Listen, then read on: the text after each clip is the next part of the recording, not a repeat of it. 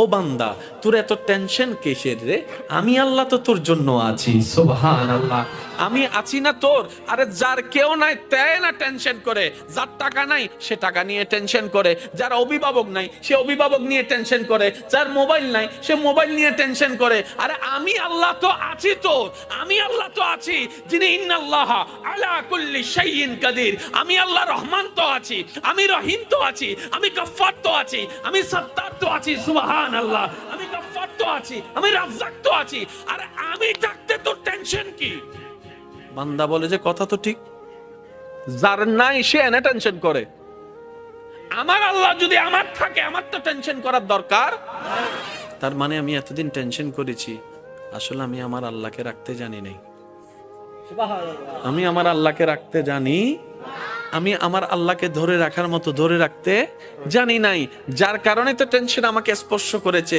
সেজন্য দেখবেন আল্লাহ ওয়ালা যারা হয়, মাথার উপর ছাদ নাই কিন্তু টেনশন ছাড়া মুখে হাসি আছে, পেটের মধ্যে খাবার নাই মুখের মধ্যে কিন্তু টেনশন ছাড়া হাসি আছে, যার উজ্জ্বল দৃষ্টান্ত এই পৃথিবীকে চাক্ষুষভাবে দেখিয়ে দিয়েছেন কারবালার ময়দানে ইমাম আলী মাকাম ইমাম হুসাইন রাদিয়াল্লাহু তাআলা। সুবহানাল্লাহ।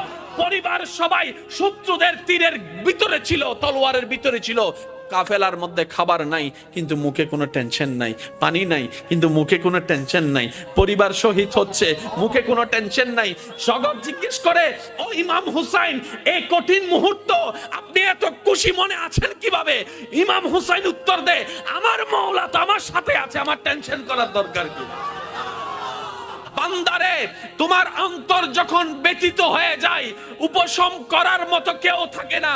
দুঃখ ভুলার জন্য যখন তুমি তোমার আপনা মানুষের হাতটা ধরে দুঃখ ভুলার চেষ্টা করো, 2 দিন পরে দেখা যায় সে আপনা মানুষটাই অন্যের সাথে হাত মিলিয়ে তোমার সাথে প্রতারণা করে, তোমাকে ধোঁকা দেওয়ার চেষ্টা করে। কথা বলেন ঠিক কি না?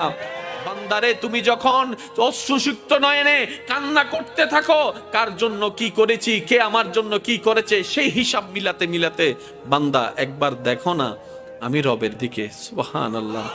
একবার তাকাও তোমার মনের চোখ দিয়ে আমি রবের দিকে। তুমি আমাকে ডাকো নাই কিন্তু আমি ফজরের নামাজ না পড়া সত্ত্বেও তোমাকে ফজরের নাস্তার ব্যবস্থা করে দিয়েছিলাম। সুবহানাল্লাহ।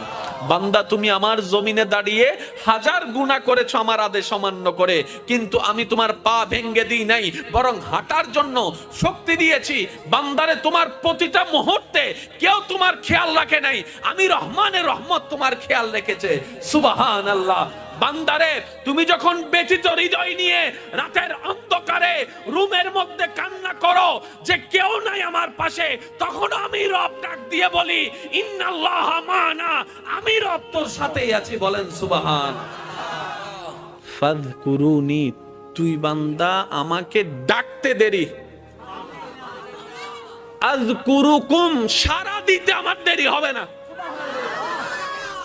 ফাযকুরুনি, বান্দা তুই আমাকে স্মরণ করতে দেরি, আযকুরুকুম, তোকে স্মরণ করতে আমার দেরি হবে না। এক কথায় ফাযকুরুনি, বান্দা অভাবে পড়ে তুই আমাকে স্মরণ কর, আযকুরুকুম, অভাব থেকে মুক্তি করার মাধ্যমে আমি তোকে স্মরণ করব। সুবহান। ফাযকুরুনি, বান্দা বিপদে পড়ে তুই আমাকে স্মরণ কর, আযকুরুকুম, বিপদ থেকে উদ্ধার করে মাধ্যমে আমি তোকে স্মরণ করব। ফাযকুরুনি, অসুস্থ হয়ে তুই আমাকে স্মরণ কর, আযকুরুকুম, তোকে আমি নিরাময় দিয়ে স্মরণ করব। সুবহানাল্লাহ। ফাযকুরুনি, তুই ঋণে পড়ে আমাকে স্মরণ কর, আযকুরুকুম, আমি ঋণ মুক্তি দেওয়ার মাধ্যমে তোকে স্মরণ করব। ফাযকুরুনি, তুই পারিবারিক অশান্তির মাধ্যমে আমাকে স্মরণ কর, আযকুরুকুম, শান্তি দেওয়ার মাধ্যমে আমি তোকে স্মরণ করব। ফাযকুরুনি, বউয়ের অত্যাচার, স্বামীর অত্যাচার, এলাকার অত্যাচার, পরিবারের অত্যাচার, বাবা চাচা মামার অত্যাচারে তুই ধৈর্য ধরে আমাকে স্মরণ কর, আযকুরুকুম, বিজয়ের দেওয়ার মাধ্যমে আমি তোকে স্মরণ করব।